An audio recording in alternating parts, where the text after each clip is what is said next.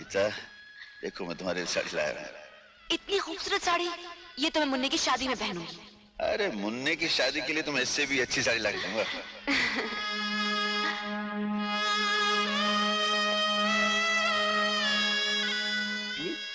पापा, कॉमिक में लिखा है कि काजल लगाने से आंखों की रोशनी बढ़ती है। कॉमिक की सारा दिन पढ़ता रहेगा, स्कूल जाने की तैयारी भी करेगा। चल भाग, यस भाग, चल।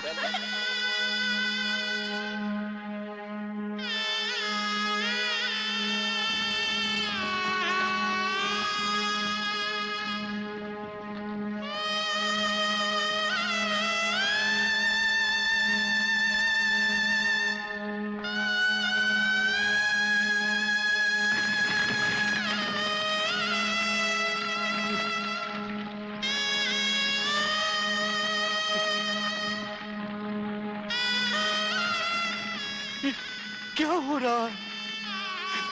ये क्या हो रहा है?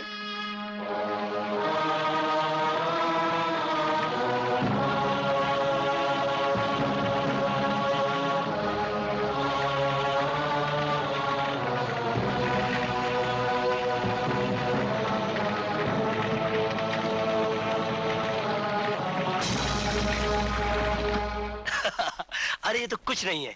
उसके बाद हम लोग सुबह से लेकर शाम क्या बात है भैया, आप अकेले आए? आज तो मुन्ना का बर्थडे है ना? ना हाथ में केक, ना साथ में मुन्ना और भाभी।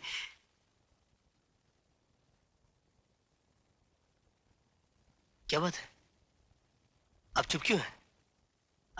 मुन्ना और भाभी नाराज है मुझसे। अरे पागले, ये कैसे हो सकता है? तेरी भाभी मुन्ना तुझसे नाराज हो सकते हैं? कोई बात तो जरूर है, वरना आज खुशी के मौके पर आपकी आंखों में आंसू।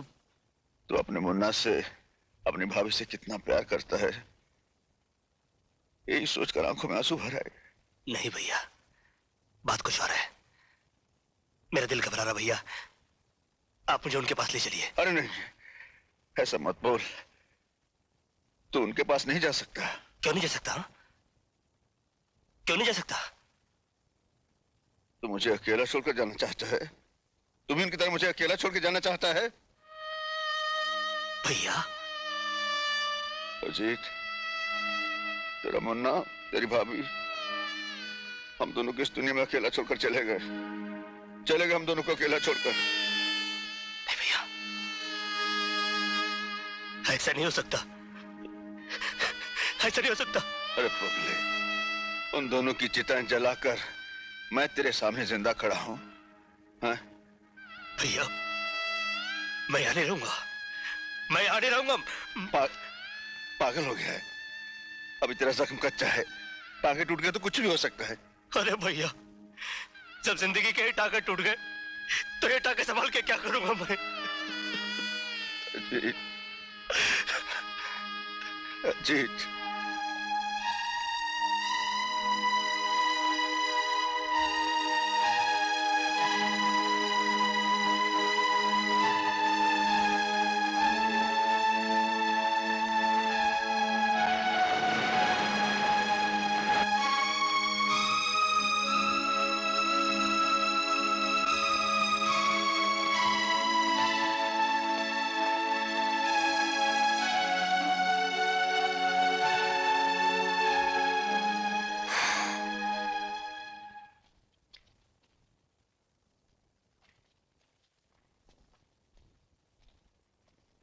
पता चला?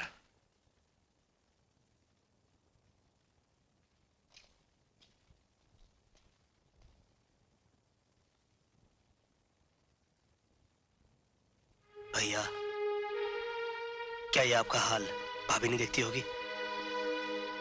क्या मुन्ना की आत्मा नहीं तड़पती होगी कि उसका बाबा 3 दिन से भूखा है? जिस दरिंदे ने हमारी सारी खुशी, हमारी जिंदगी बर्बाद की, वो अभी तक जिंदा है और उसे खत्म करने के लिए हमारा जिंदा रहना बहुत जरूरी है। खाना खा लो भैया।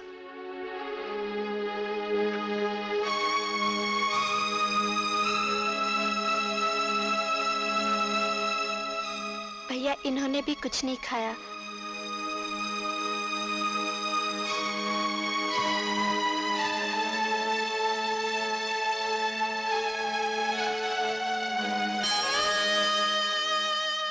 भगवान, मेरे भाई की हालत हो गई।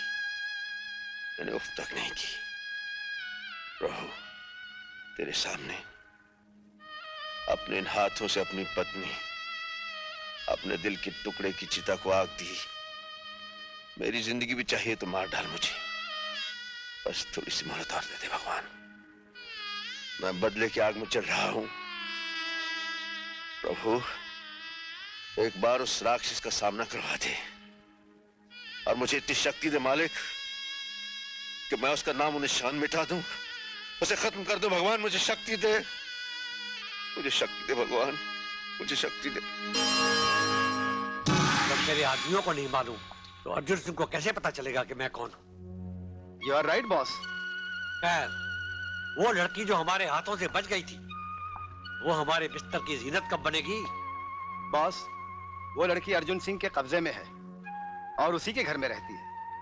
इसका मतलब ये हुआ कि हमारे आदमी अर्जुन सिंह और पुलिस से डर गए। मुझे वो लड़की 24 घंटे के अंदर चाहिए। लड़की आपको मिल जाएगी सर। मैं एक ऐसे आदमी को जानता हूँ जिसके जरिए सांप भी मर जाएगा और लाठी भी नहीं टूटेगी। तुम्हारी बातें मेरी समझ में नहीं आ रही मिस्टर सिन्हा। इसमें समझने की क्या बात है? मैं तुम्हें कितनी बार समझा चुका हूँ कि तुम्हारे बहन के कत्ल के राज की चाबी प्रीति ही है। तुम उसे मेरे बताए हुए पते पर ले आओ, वहां तुम्हें सबूत भी मिल जाएगा और तुम्हारा खोया हुआ प्यार भी। लेकिन इसमें तुम्हारी कोई चाल तो नहीं? इसमें चाल की क्या बात है? तुम भी तो प्रीति के साथ वहां रहोगे। क्या तुम्हें अपनी ताकत पर भरोसा नहीं? ठीक है मिस्टर सिन्हा, मैं तुम्हारे बताए हुए उस जगह पर प्रीति को किसी कीमत पर भी लेकर पहुंच जाऊंगा। लेकिन एक बात याद रखना, अगर वहां पहुंचने के बाद तुमने मेरी बहन के कत्ल का सबूत नहीं दिया या तुम्हारे इरादे गलत निकले तो मैं तुम्हें ऐसी बेदर्दी से मारूंगा कि तुम्हारे घर वाले तुम्हारी लाश पहचानने से भी इनकार कर देंगे। ये हुई नंबर 2 वाली बात। ये लो अंगूठी। रीछा नाम का एक शख्स तुम्हारे साथ रहेगा जो इस अंगूठी का गुलाम है। ताकत तो उसमें हाथी की है, लेकिन अक्ल चींटी से भी कम। लेकिन रीछा की मदद की जरूरत मुझे क्यों पड़ेगी? You never know. I am sorry Hemant, Arjun Singh से पूछे बगैर मैं इस घर से एक कदम भी बाहर नहीं रख सकती। इसका मतलब है तुम भी नहीं चाहती कि मेरे बहन के कत्ल का राज मुझे मिल जाए? ये बात नहीं है हेमंत, तुमको खामखा ये गलत फहमी हो गई है कि अजीत तुम्हारी बहन का कातिल है। कुछ भी हो प्रीति, तुम्हें मेरे साथ चलना चाहिए। मैंने कह दिया ना, अर्जुन सिंह से पूछे बगैर मैं इस घर से बाहर नहीं जा सकती।